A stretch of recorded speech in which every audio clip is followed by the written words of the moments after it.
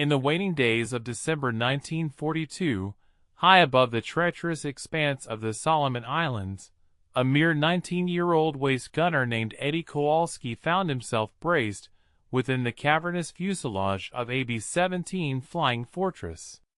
His hands, clenching the formidable Browning M2 machine gun, felt the relentless tremor of its powerful mechanism. Suddenly, a Japanese Zero fighter materialized at his 10 o'clock position, approximately 300 yards distant, slicing across his field of vision from left to right like a deadly projectile.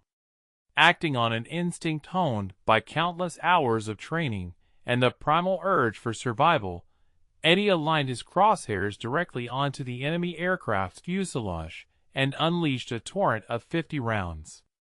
He watched, with a rising sense of dread, as the bright arcs of tracer fire sailed harmlessly past the Zero's tail. The Japanese pilot, seemingly oblivious or supremely confident, maintained his course, his aircraft utterly unscathed, while Eddie's ammunition counter spun rapidly towards depletion. This disheartening encounter was far from an isolated incident or a personal failure on Eddie's part. Indeed, this very scenario unfolded thousands of times across every operational theater of World War II during its nascent stages. American gunners, though meticulously trained, highly motivated, and armed with what were considered the finest machine guns of their era, were consistently failing to hit their targets. This wasn't an occasional lapse, but a pervasive and alarming trend. Recognizing the severity of the problem, the Army Air Forces initiated a comprehensive study in early 1943, meticulously analyzing gun camera footage captured during bomber missions over both Europe and the Pacific. The findings were nothing short of catastrophic. Even highly skilled aerial gunners were achieving dismal hit rates, consistently falling below 4% when engaging targets that crossed their line of sight. To put this into stark perspective, for every 100 bullets discharged at an enemy aircraft moving perpendicularly to the gunner's position, a staggering 96 rounds merely dissipated into thin air. The mathematical realities of these engagements were brutally unforgiving. A typical aerial confrontation might endure for a fleeting 8 to 12 seconds before the enemy fighter disengaged or moved beyond effective range. The Browning M2, a powerhouse of its time, had a formidable firing rate of approximately 800 rounds per minute, translating to about 13 rounds every second. In a 10-second engagement, a gunner could theoretically discharge 130 rounds. However, with the calamitous 4% hit rate, this meant that only a paltry 5 bullets might actually connect with the target. Such a meager number of hits was woefully insufficient to bring down a nimble Japanese Zero, let alone a heavily armored and robust aircraft like the German Focke-Wulf FW-190. These formidable adversary fighters were designed to absorb dozens of .50 caliber rounds, and often continued their deadly work with remarkable resilience. Stay with us and watch the end of the video. We will be grateful for your like and subscription. Write a comment about where you are from and what you think about the video topic. The human toll exacted by this deficiency was staggering, reaching catastrophic proportions. In 1943 alone, the 8th Air Force, operating over the European theater, suffered an average loss of 188 bombers each month. Considering that each B-17 carried a crew of 10 men, this translated into an agonizing 1,880 airmen killed, captured, or declared missing every 30 days. A substantial percentage of these grievous losses stemmed directly from bomber formations that found themselves largely incapable of mounting an effective defense against determined fighter attacks. The gunners, often lauded for their bravery and commitment, were faithfully executing every aspect of their training, tracking the target, maintaining a precise sight picture, and controlling their bursts. Their courage and dedication were beyond question. The insurmountable obstacle, however, was the immutable force of physics, a force that remained entirely indifferent to human valor. Every gunner, by sheer human instinct, aimed directly at what their eyes perceived. This approach seemed perfectly logical. One points at the desired target, pulls the trigger, and expects the target to be struck. This intuitive logic functions flawlessly when engaging a stationary target on a rifle range, or even when pursuing a deer moving at a relatively pedestrian 20 miles per hour. However, enemy fighters were decidedly not deer. They hurtled across the gunner's field of view at speeds frequently exceeding 300 miles per hour. Some of the advanced, late-war models, such as the German Me-262 jet, could achieve astonishing velocities of up to 540 miles per hour. At these breathtaking speeds, the minute interval required for a bullet to traverse the distance from the gun's muzzle to the target's position meant that by the time the projectile arrived, the target was simply no longer there. The bullet itself, exiting the barrel of a Browning M2 at approximately 2,900 feet per second, possessed immense velocity. This speed often conveyed an impression of instantaneous travel, and indeed, at very short ranges against slow-moving targets, its arrival was virtually immediate. Yet, in the unforgiving realm of aerial combat, short range typically implied distances of 200 to 400 yards, and the targets were screaming through the sky at speeds that would have been deemed utterly impossible just 2 decades prior. A Zero fighter, streaking at 300 miles per hour, covered a remarkable 440 feet every single second. Consider the calculations for a 300-yard shot, which equates to 900 feet. At 2,900 feet per second, the bullet required approximately 0.31 seconds to bridge that distance. While seemingly negligible, in that critical 0.31 second interval, the Zero would have advanced an additional 136 feet, a distance equivalent to roughly 11 car lengths. The gunner, aiming at the aircraft's current position, inadvertently sent his bullets to where the aircraft had been a third of a second earlier, allowing the enemy fighter to continue its deadly flight completely unscathed. This critical phenomenon was formally identified as deflection error. Military scientists had grasped the theoretical implications of this problem long before the outbreak of World War II. However, understanding a concept within the confines of a classroom was a vastly different challenge from effectively resolving it amidst the chaos and lethal pressures of combat. The required deflection was not a minor, subtle adjustment. It was a monumental and intensely counterintuitive shift in aiming strategy. When engaging a target crossing at a 90-degree angle at a distance of 300 yards, a gunner needed to aim an astonishing 15 to 20 feet ahead of the aircraft's visible nose.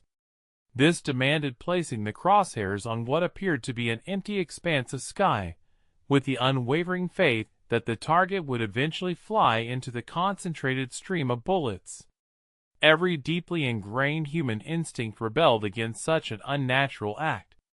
Despite these profound challenges, gunnery instructors made valiant attempts to impart the principles of deflection shooting during training, but the results were consistently dismal.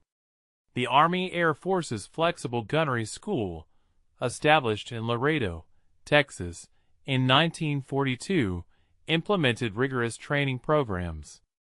Trainees spent countless hours in sophisticated turret simulators, fired at towed targets from the beds of moving trucks, and meticulously studied complex diagrams illustrating proper lead angles. Yet, none of these intensive efforts translated effectively into the brutal realities of actual combat. The core issue was the overwhelming complexity involved. Deflection was not a singular, fixed calculation. It fluctuated incessantly, contingent upon a multitude of variables: the target's speed, its angle of approach, the range, the altitude, whether the target was climbing or diving, and even whether the gunner's own aircraft was maneuvering.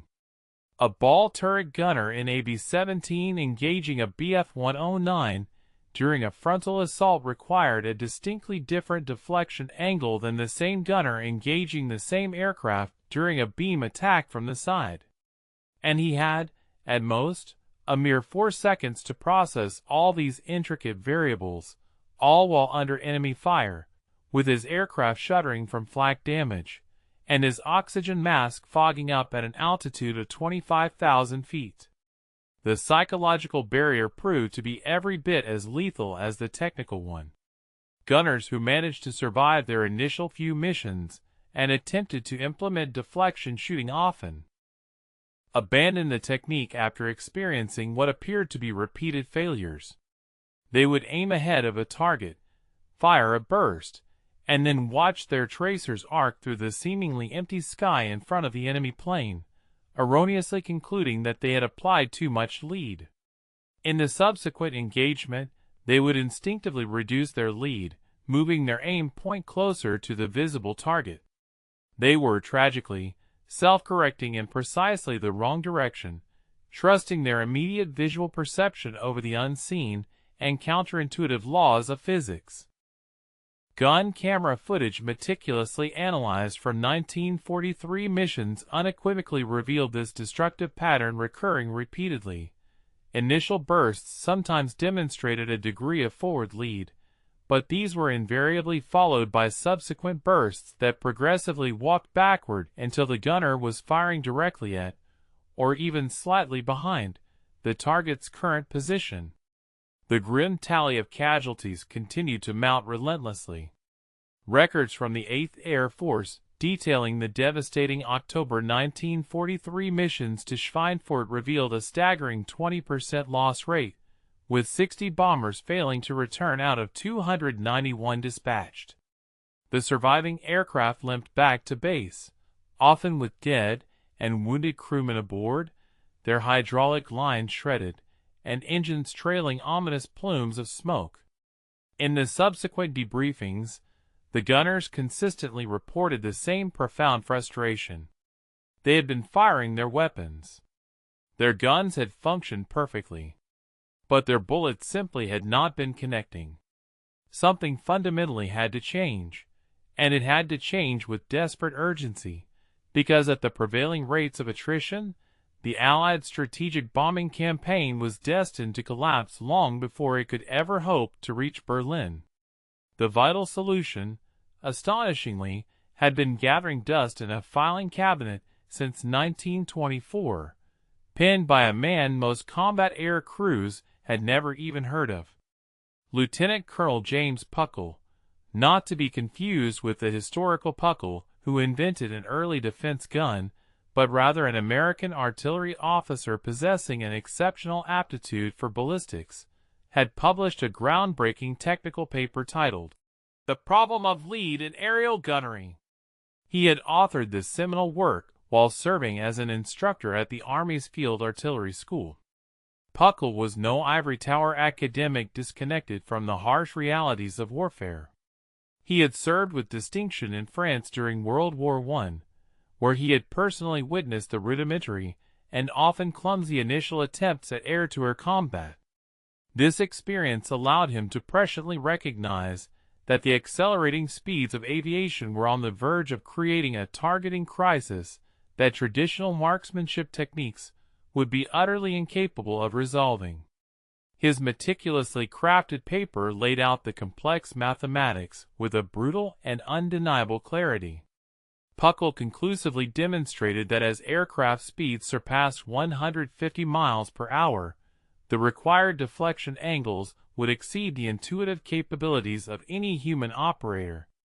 He precisely calculated that against a target moving at 250 miles per hour at a perpendicular angle, a gunner would need to aim approximately 4 to 5 aircraft lengths ahead of the visible target.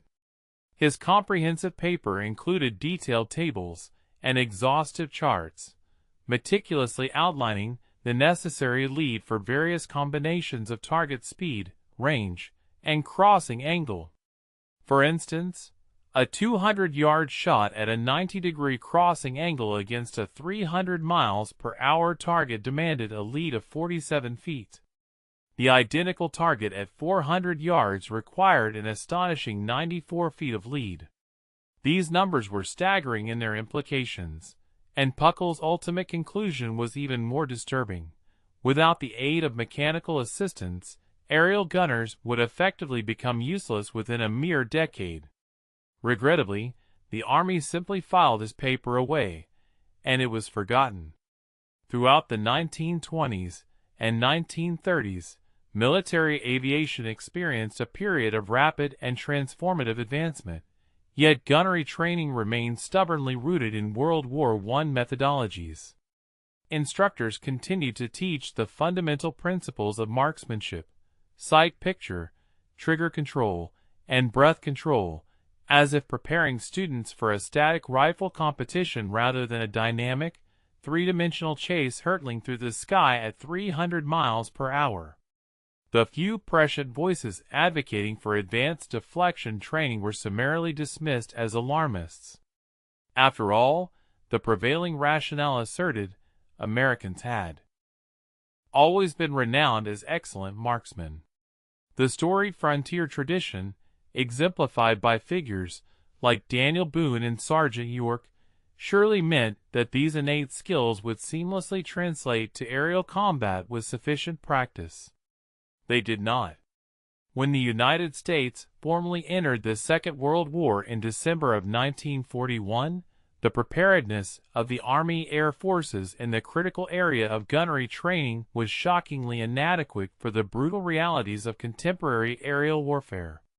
The standard instructional regimen spanned merely 4 weeks, during which students expended approximately 1,000 rounds of ammunition across the entire qualification process. A significant portion of this limited ordnance was directed at static targets or sluggishly towed sleeves, which typically moved at a leisurely pace of perhaps 150 miles per hour along predictable, linear trajectories.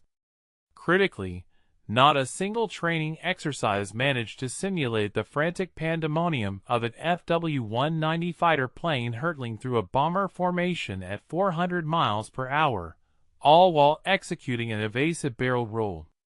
Consequently, newly qualified graduates received their wings, boarded bombers, deployed to theaters such as England or the Pacific, and were invariably confronted with the stark realization of their training's utter inefficacy the very first moment an enemy Zero flashed across their gun sight.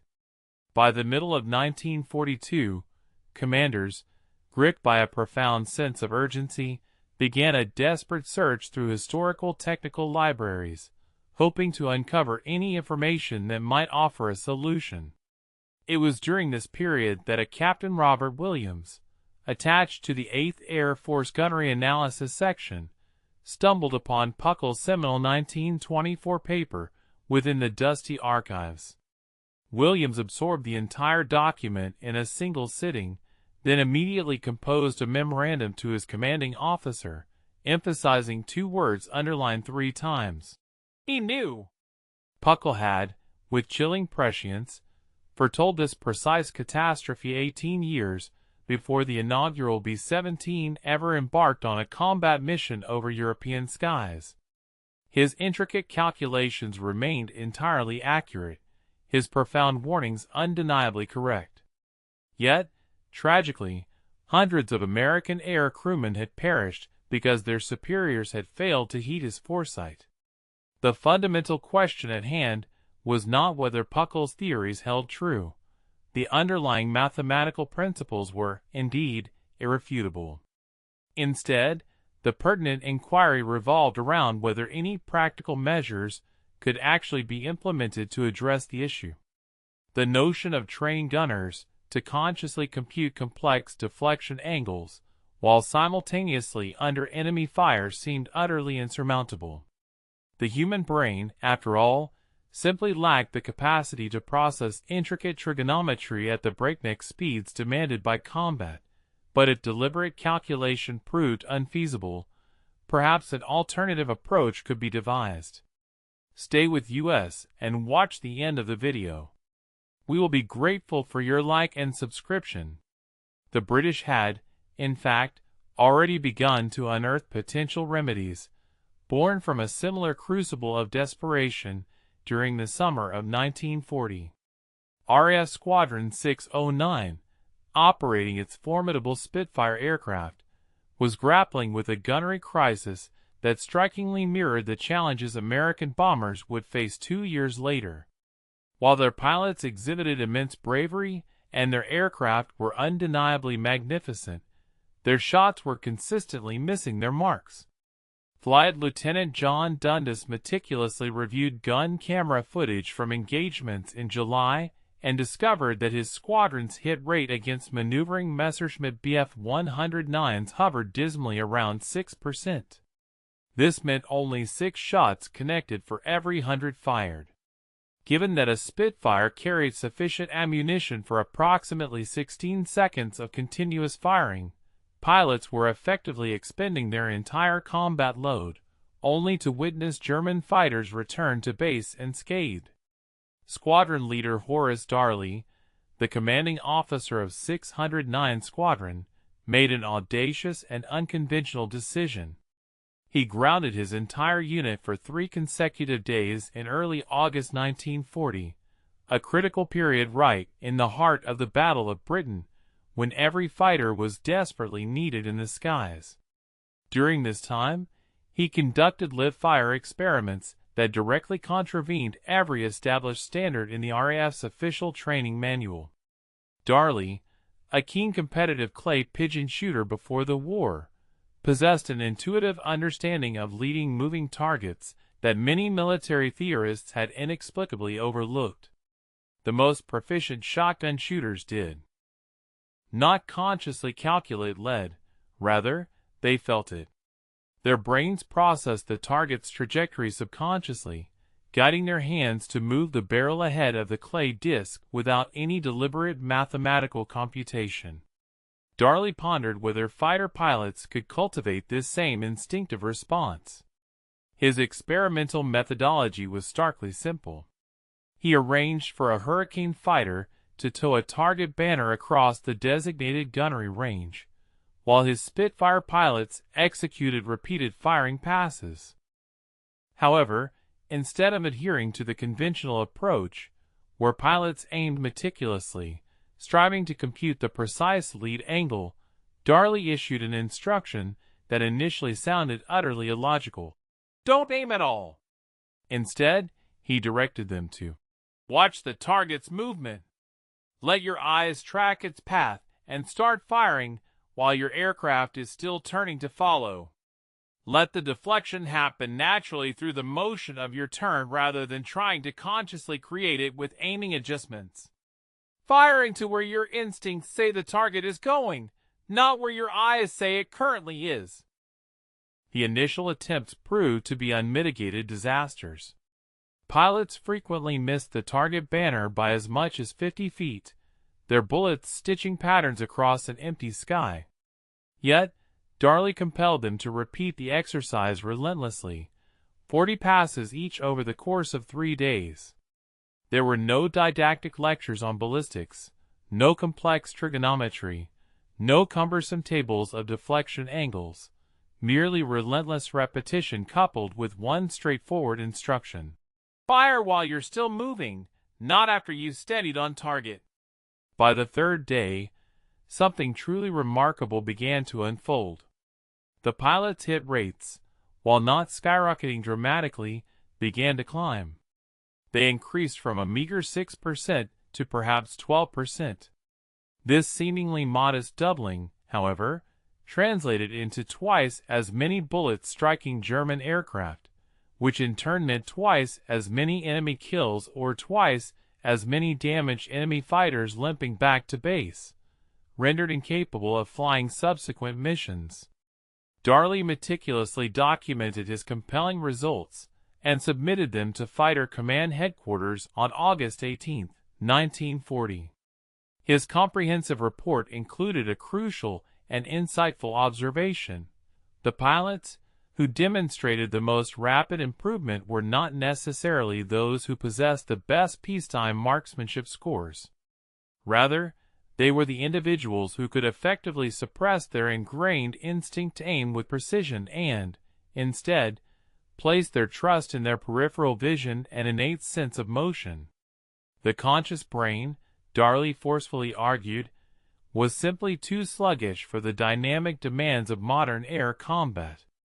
The true solution lay in training the subconscious mind to autonomously manage deflection, much in the same way a baseball player's brain instinctively calculates where a fly ball will land without consciously solving complex trajectory equations. Fighter Command disseminated Darley's groundbreaking findings, but the implementation across the Royal Air Force proved to be fragmented and inconsistent. Some squadrons enthusiastically embraced the innovative technique, while others summarily dismissed it as unscientific nonsense. The RAF's training command, in particular, exhibited significant resistance. Their instructors possessed decades of experience in teaching traditional marksmanship fundamentals, and Darley's unconventional approach appeared to abandon virtually everything they understood about proper shooting discipline. Nevertheless, the irrefutable combat results spoke for themselves. Squadrons that adopted motion-based deflection shooting consistently demonstrated measurably superior kill ratios throughout the autumn of 1940. The accumulating data was sufficiently clear that by early 1941, the technique was quietly becoming standard practice, even if the official training manuals had yet to formally incorporate the changes. American military observers stationed in Britain diligently recorded detailed notes on Darley's revolutionary methods, but the United States Army Air Forces confronted a distinct and unique problem. While fighter pilots could potentially acquire instinctive deflection through repetitive practice, bomber gunners faced a fundamentally different scenario. A Spitfire pilot commanded his entire aircraft, utilizing its motion and angles to generate natural lead. In contrast, a waist gunner in AB-17 was positioned in a largely fixed location, while his aircraft flew straight and level through intense flak, utterly unable to maneuver or employ aircraft movement to generate deflection. His only tools were his hands on the gun and his eyes on the target. If conscious calculation was too slow and instinctive motion was unavailable, then the ultimate solution had to be mechanical in nature. This is where the Massachusetts Institute of Technology entered the scene, specifically Division 7 of its Radiation Laboratory, which was established in early 1942. The name, Radiation Laboratory, was a deliberate misdirection, designed to suggest atomic research and thereby maintain the highest level of secrecy around Division 7's true purpose, the development of sophisticated fire control systems. The division's head, Dr. Charles Stark Draper, a brilliant 40-year-old engineer, had dedicated the preceding decade to developing advanced gyroscopic instruments for aircraft navigation. Draper intuitively grasped that the deflection problem was not fundamentally about the act of shooting itself. Rather, it was intrinsically about prediction. A gun sight needed to present the gunner with information not about where the target currently resided, but precisely where the target would be at the moment the bullets intersected its flight path. The groundbreaking Mark 14 computing gun sight emerged from Draper's innovative laboratory in prototype form by July 1943. It possessed an appearance that seemed to belong more to the realm of science fiction, a reflector sight intricately connected to a complex gyroscope system that weighed a substantial 28 pounds and necessitated electrical power from the aircraft's generator system. The gunner operated this sophisticated device through a mechanical ranging control. He would meticulously turn a dial to align a set of reference marks with the target's wingspan, thereby providing the sight with the crucial range information it required. Subsequently, he would track the target for approximately 2 seconds, diligently keeping it centered within a small tracking circle. During these 2 critical seconds, the internal gyroscope precisely measured the target's angular velocity, that is, how rapidly it was moving across the gunner's field of view. Herein lay the truly remarkable aspect of the Mark 14. Its internal mechanism employed a series of precisely engineered cams and gears, essentially analog computers crafted from machined metal, to solve the complex deflection equation in real time. It seamlessly integrated the range input provided by the gunner, the angular velocity data from the gyroscope, and the known ballistic properties of the .50 caliber round. It then calculated with astonishing accuracy exactly how far ahead of the target the guns needed to be pointed. The result was displayed to the gunner as a lighted reticle that appeared to float in space ahead of the target. The gunner no longer aimed directly at the enemy aircraft. Instead, he aimed at this luminous dot. And if he had correctly ranged the target and tracked it smoothly, that glowing dot showed him precisely where to direct his fire. The Mark 14 solved mathematical problems that would have taken a human brain several minutes to complete using pencil and paper, and it solved those equations 30 times per second, continuously updating its calculations as the target's angle and range dynamically shifted. I am from a small town in the Midwest, and I find the video topic incredibly compelling.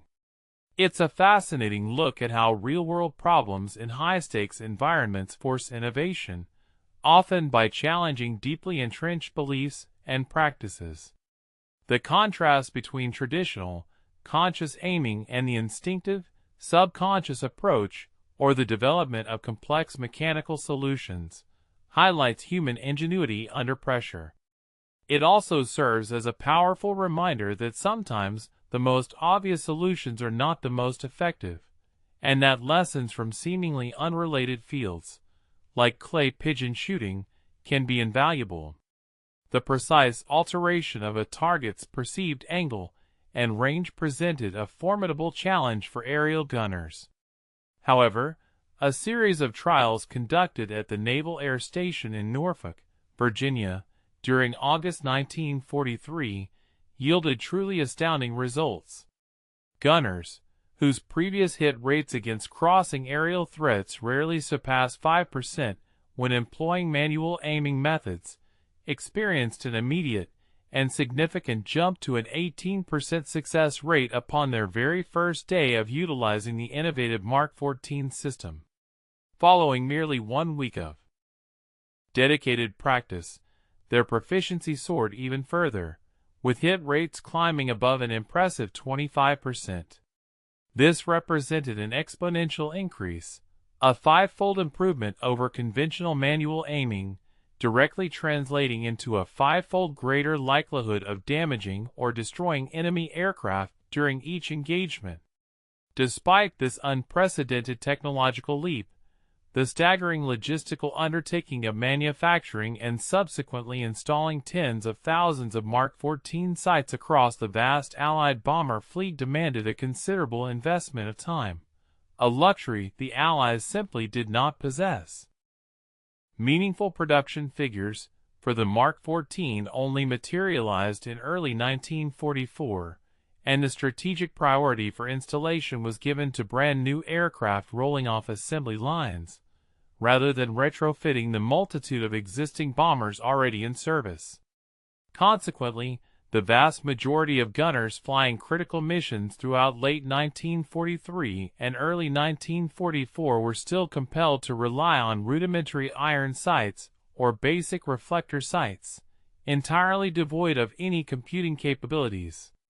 An expeditious solution was desperately needed, one that could be implemented instantly, without requiring the wait for advanced new technology or complex electrical modifications to their aircraft. They required an ingenious technique that was fully compatible with the equipment they already had at hand. The eventual breakthrough emerged not from the drawing boards of engineers or the laboratories of scientists, but from the practical experiences of combat gunners themselves, particularly those operating in the Pacific theater, where adversarial encounters often occurred at more favorable distances and under clearer visibility conditions compared to the frequently cloud-enshrouded skies over Europe. Stay with us and watch the end of the video. We will be grateful for your like and subscription. Please write a comment about where you are from and what you think about the video topic. One such distinguished veteran was Staff Sergeant William Bill Fleming, an unassuming waist gunner serving aboard the USS Lexington's Air Group Support Staff. By March 1944, Fleming had accumulated an extensive record of 31 combat missions and had miraculously survived the loss of 4 separate aircraft. Unburdened by officer rank, lacking a college education, and undoubtedly unable to articulate the intricacies of gyroscopic precession even if his life depended on it, Fleming possessed an invaluable wealth of practical experience. He had fired approximately 40,000 rounds in actual combat and had personally observed hits on 7 enemy aircraft. Crucially, he had also meticulously maintained a personal notebook. This notebook contained something profoundly unusual: rough sketches of enemy aircraft, each accompanied by hand-drawn lines extending forward from their noses, precisely indicating where he had empirically aimed during his successful engagements. He had ingeniously quantified these lead distances by visually comparing them to the target aircraft's own length. For instance, 2 plane lengths ahead or 3 plane lengths ahead. On March 14, 1944, during a routine debriefing session, Fleming unveiled his findings and presented his notebook to Lieutenant Commander Edward Butch O'Hare. O'Hare, a highly decorated Medal of Honor recipient and recognized as one of the Navy's most astute tacticians, immediately grasped the significance of what he was seeing: authentic, empirical deflection data gathered under the crucible of actual combat conditions. Without hesitation, O'Hare ordered Fleming to conduct training sessions with every gunner in the air group. These were not to be dry classroom lectures, but rather practical, hands-on exercises utilizing a straightforward technique that soon became widely known as the spot shooting method. During these drills, Fleming would position gunners at their combat stations, while another crew member walked along the flight deck, holding a model aircraft aloft on a pole. As the model simulated various crossing angles, Fleming intuitively coached the gunners to extend their aim forward by specific, easily remembered increments: 1 aircraft length for slight crossing angles, 2 lengths for moderate angles, and 3 or more lengths for steep crossing shots. The fundamental key to this method was providing gunners with an instantly recognizable visual reference that they could easily recall and apply without conscious thought. The instruction was simple: count plane lengths forward from the nose, then unleash fire. Initially skeptical, yet desperate for any method that might improve their dire situation, the Lexington's gunnery officer authorized controlled testing of Fleming's technique during the carrier's operations off Truck Lagoon in late March 1944. He meticulously compiled data on ammunition expenditure and confirmed hits for the preceding 8 weeks, then rigorously tracked the identical metrics after the implementation of Fleming's training program. The subsequent results were undeniable and dramatically conclusive. Prior to the innovative training, the Air Group's gunners collectively averaged a mere 4.2 hits for every 100 rounds fired against crossing targets. However, by the end of April, a mere 6 weeks after the spot shooting method had been introduced, that rate had surged to an impressive 9.1 hits per 100 rounds. The ingenious technique had, in essence, more than doubled their combat effectiveness. News of this profoundly effective method proliferated rapidly throughout the Pacific Fleet. By May 1944, variations of Fleming's groundbreaking spot shooting method were being actively taught aboard other major carriers, including the Essex, Enterprise, and Bunker Hill. While the gunnery officers on each carrier inevitably added their own minor refinements and adaptations, the fundamental tenet remained constant: provide gunners with a simple, visual measurement system directly tied to the target's apparent size, thereby eliminating the cognitively demanding need for conscious calculation. A gunner no longer needed to intellectually grasp that he was compensating for 0.3 seconds of bullet flight time. He simply needed to recall 3 plane lengths forward for a crossing shot. The technique proved so effective because it perfectly aligned with how human visual processing inherently functions. Our brains are exceptionally adept at relative size comparison, yet notoriously imprecise at absolute distance estimation. Asking a gunner to lead by an abstract 50 feet held little meaning when he lacked any tangible reference for what 50 feet looked like at a distance of 300 yards. Conversely, instructing him to lead by 2 plane lengths provided an immediate, intuitive visual standard that he could apply almost without conscious thought. The zero he was tracking, in essence, provided its own inherent measuring stick. He merely had to extend that measurement forward into the apparent empty space. The Army Air Forces emulated analogous training methodologies by mid-1944, though they branded their version radius of action shooting. Technical manuals began incorporating detailed illustrations that visually depicted proper lead distances, now expressed in multiples of the target's wingspan or fuselage length. The 8th Air Force Gunnery School at Lavenham, England, undertook a comprehensive restructuring of its entire training program around this technique during June 1944. While mission loss rates remained significant, they began a perceptible reduction. For instance, July 1944 recorded 3.4% bomber losses per mission, a notable improvement compared to the 5.2% experienced the previous October. This seemingly small percentage difference represented a tangible impact, accounting for hundreds of crew members who were able to fly home rather than perish over the skies of Germany. However, merely knowing the technique and successfully executing it under the intense pressures of combat conditions remain two distinctly separate hurdles. The human brain, even when armed with a highly effective spot shooting method, often fought against its own training when the shooting commenced. Psychologists embedded with the Army Air Forces meticulously chronicled this phenomenon during extensive 1944 interviews with returning gunners. The core issue was not a lack of knowledge. Gunners could flawlessly recite the proper lead distances during post-mission debriefings. The actual problem was that conscious knowledge simply evaporated under extreme stress, replaced by a primal, visceral imperative that screamed, "Aim directly at the threat." Captain Harold Klein, an Army psychologist stationed at Bovingdon, dedicated his research to studying this instinctive response through a detailed analysis of gun camera footage paired with post-mission interviews. He ultimately identified a consistent pattern he termed threat fixation collapse.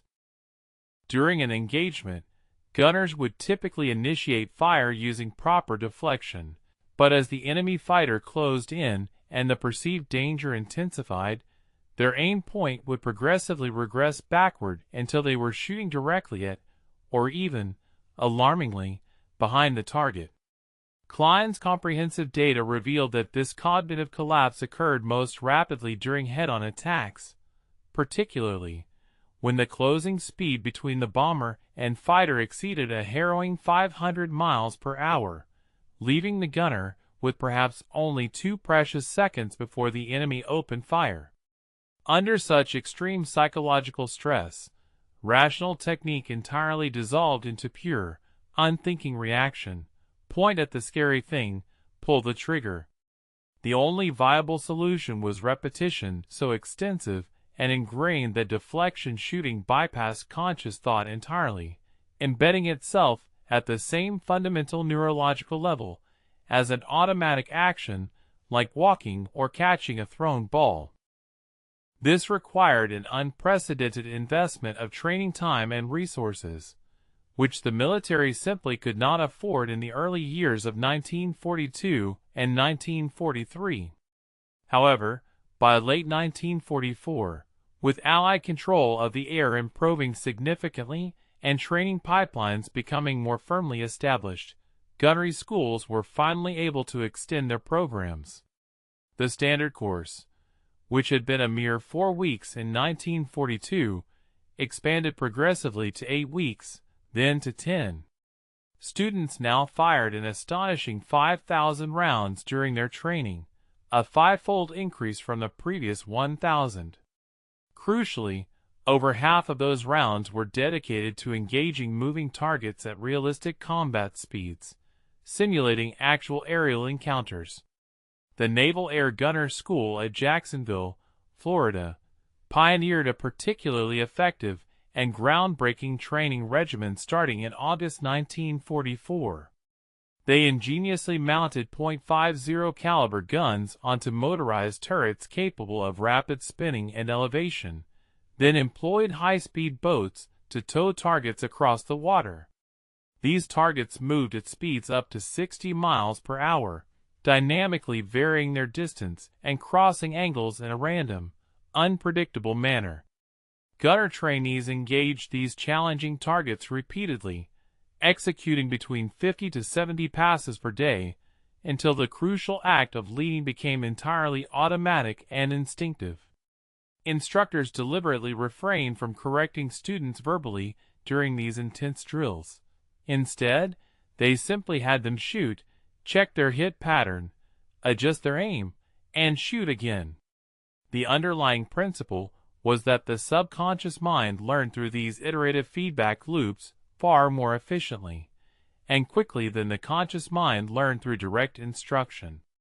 Analysis of combat footage revealed something truly remarkable about elite gunners who had survived 30 or more missions. Their deflection aim points remained unwavering and stable, even under the most intense and harrowing stress. When an FW-190 came screaming through the formation, its cannons flashing menacingly from its wings, these highly experienced gunners instinctively maintained their proper lead. Their conscious minds could be absolutely terrified. Many admitted to being utterly convinced they were about to die during certain engagements, yet their hands steadfastly kept the correct sight picture anyway. They had achieved what martial artists refer to as mushin, or no mind, a profound state where technique unfolds effortlessly, without any conscious direction or interference. However, attaining this pinnacle of mastery required an immense investment of time and ammunition, a level of training that, unfortunately, most gunners never received. The rigorous demands of wartime preparation presented an exceptionally harsh mathematical reality. For instance, if the development of a truly expert deflection shooter necessitated 5,000 practice rounds and 10 weeks of intensive, focused instruction, yet the overarching bomber offensive required the deployment of 50,000 new gunners within a mere 6-month timeframe, then significant concessions and compromises were utterly unavoidable. Consequently, the vast majority of gunners engaged in active combat missions never truly attained the coveted state of unconscious competence.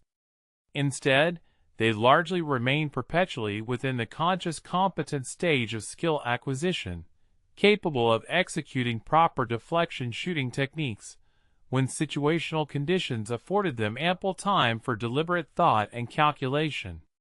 However, these individuals were acutely vulnerable to a complete collapse of performance under conditions of extreme psychological stress, or when confronted with unforeseen tactical scenarios. This inherent disparity consequently fostered a peculiar stratification in overall combat effectiveness. The defensive firepower of a bomber formation was far from uniform. Its potency was profoundly contingent upon the specific gunners assigned to particular positions on individual aircraft within the formation. A formation that, by chance, included several seasoned veterans possessing extensive training could successfully repel attacks that would have utterly devastated a group comprised of newer, less experienced crews. German fighter pilots, with keen observational skills, swiftly learned to discern and exploit this vulnerability, deliberately targeting bombers that exhibited hesitant or imprecise defensive fire during their initial passes, while judiciously avoiding formations where the return fire was immediate, robust, and accurately placed. We invite you to stay with us and watch the end of this video. We would be immensely grateful for your like and subscription. Please also consider leaving a comment below, sharing where you are from, and what your thoughts are on the important topic discussed in this video. The profound revolution in deflection shooting, which originated with pioneering British experimental efforts, and was subsequently amplified by American desperation, did not simply cease with the cessation of hostilities in World War II in 1945. On the contrary, the fundamental principle that one must direct one's aim toward the anticipated future location of the target, rather than its current position, became an indispensable bedrock for every subsequent weapon system developed thereafter. The Mark 14 computing gun sight, a marvel of its era, progressively evolved into the more advanced Mark 18, which valiantly served throughout the duration of the Korean War. This lineage then led to sophisticated digital fire control computers, capable of concurrently processing dozens of intricate variables with astonishing speed and precision.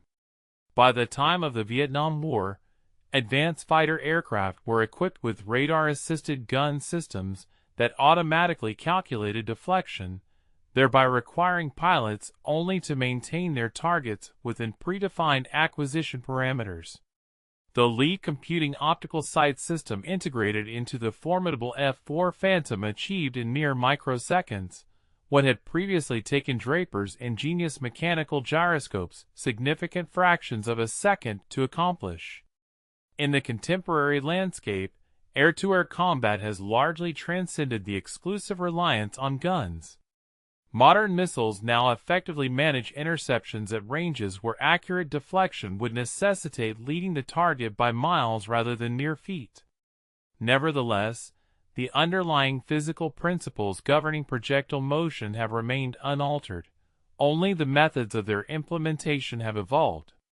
An AIM-120 AMRAAM missile, for instance, employs a sophisticated combination of inertial guidance and active radar to continuously update its projected trajectory toward the future position of its target, meticulously executing complex deflection calculations thousands of times per second.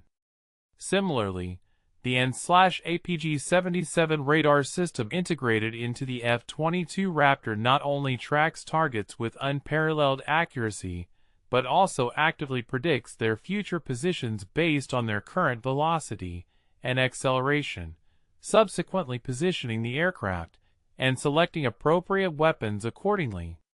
This represents the very same challenge that William Fleming ingeniously resolved with rudimentary hand-drawn sketches in 1944, now expertly managed by advanced computers capable of processing teraflops of data, a stark contrast to the human gunners, who once meticulously counted plane lengths.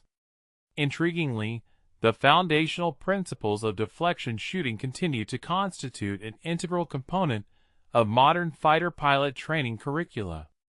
Despite the fact that guns are now considered tertiary weapons in contemporary air combat scenarios, the esteemed Navy Fighter Weapons School, universally known as Top Gun, still rigorously instructs its students in basic fighter maneuvers that encompass guns-only engagements. This is not predicated on an expectation that pilots will frequently engage in dogfights armed solely with cannons, but rather because the disciplined process of learning to visually predict the future trajectory of a maneuvering target significantly enhances spatial awareness, a critical cognitive skill applicable to every facet of air combat. A pilot who has masterfully internalized deflection shooting intuitively comprehends complex concepts such as closure rates, angle off, and lead pursuit curves, all of which are profoundly relevant, irrespective of whether one is discharging a cannon or strategically positioning for a missile launch. The profound lessons gleaned from this historical evolution extend far beyond the realm of aviation, permeating any domain that involves the engagement of rapidly moving targets. Modern anti-aircraft systems, ranging from the Phalanx CIWS, close-in weapon system, that diligently defends naval vessels to the CRAM, counter-rocket, artillery, and mortar, systems safeguarding ground bases, are fundamentally sophisticated technological implementations of the very principles that those beleaguered 1943 bomber gunners struggled to execute manually. The Phalanx, for example, unleashes a torrent of 4,500 rounds per minute, equivalent to 75 rounds per second, at incoming missiles and aircraft. Its advanced radar continuously calculates deflection parameters and dynamically updates its aim point. It performs the identical corrective actions that Eddie Kowalski desperately needed to make over the Solomon Islands, but it does so with vastly superior speed and, crucially, without the inherent human hesitation that tragically claimed so many lives. Even contemporary video games that realistically simulate combat scenarios incorporate deflection mechanics, thereby instructing players in the same counterintuitive principle: one must aim where the target is projected to go. Games such as War Thunder and Digital Combat Simulator necessitate that players manually lead moving targets, and new players invariably experience the exact same frustration that 1942 gunners felt, observing their tracers pass harmlessly behind enemy aircraft until they finally internalize the critical necessity of leading the target. The most highly skilled players in these simulations develop the same unconscious competence that combat veterans achieved, their hands instinctively adjusting aim without any conscious deliberation. The remarkable transformation from abysmal 4% hit rates in early 1943 to an impressive over 20% by late 1944 represents one of the most dramatic and impactful tactical improvements of World War II. This monumental achievement was not realized through the deployment of inherently superior equipment or overwhelming numerical advantage, but rather through a profound understanding of, and collaborative engagement with, human cognition, rather than a futile struggle against it. Consequently, thousands of air crewmen, who would have otherwise perished, continued to fly their missions.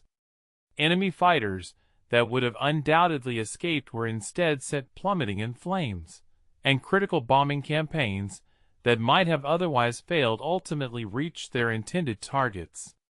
All of this was accomplished because someone finally acknowledged that human instinct, however powerful and ingrained, could, in fact, be profoundly erroneous, and that survival unequivocally demanded training individuals to disregard what felt natural and instead place their trust in the unforgiving dictates of physics. The gunners, who assiduously learned to aim at seemingly empty sky, who compelled themselves to fire at nothing visibly tangible and implicitly trust that their bullets would ultimately connect with metal, unequivocally prove something absolutely essential about human adaptability under extreme duress. We are not, in fact, immutable prisoners of our primal instincts. With appropriate understanding, sufficient and rigorous training, and a profound enough sense of desperation, we possess the remarkable capacity to rewire our innate responses to precisely align with objective reality, rather than stubbornly demanding that reality conform to our subjective intuitions.